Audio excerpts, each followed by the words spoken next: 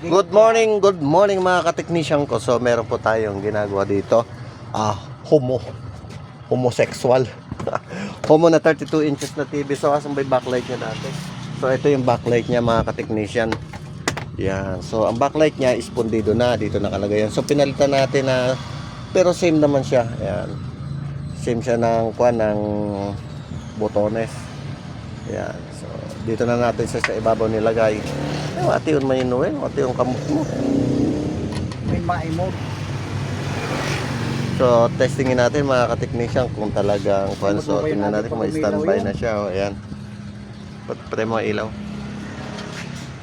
Tingnan natin. So, standby. Ayan. Yun, nag-green na. Oh, okay. Ayan.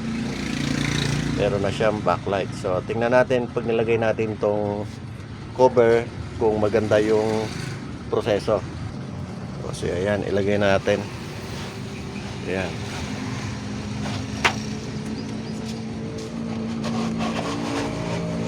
Ayan. Okay, so maganda siya. Hindi siya sabog.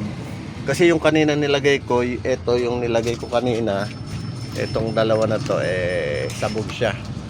Hiwa-hiwala yung yung pagkaliwanag niya. Pero ito okay. So mga ka-technician, okay na siya. O, ilagay natin LCD kung okay. Okay mga ka-technician. Ano yun? Naintindihan yan. So may standby na siya. Ayan. Tingnan natin kung malinaw ang pagkakabit natin ng backlight. So mga ka-technician, okay na mga ka-technician, no? KTS pala to, hindi pala Homo to. So KTS yung ngayon ako naka-repair ng ang display niya pula. Android pala to mga ka-technician. Okay, so meron naman po tayo natapos isang unit na 32 inches palit backlight. So yung gusto pong magpa-service tsaka magpa-repair, punta lang po rito sa Tagalog Electronics, Irusin Sorsogon, sa San Julian po. Ayan. San Julian, Irusin Sorsogon. Okay po, salamat. Good day. Hoy, pakita ka naman, technician kong pogi. Kapapasok niya lang. 3 araw pa lang siya rito.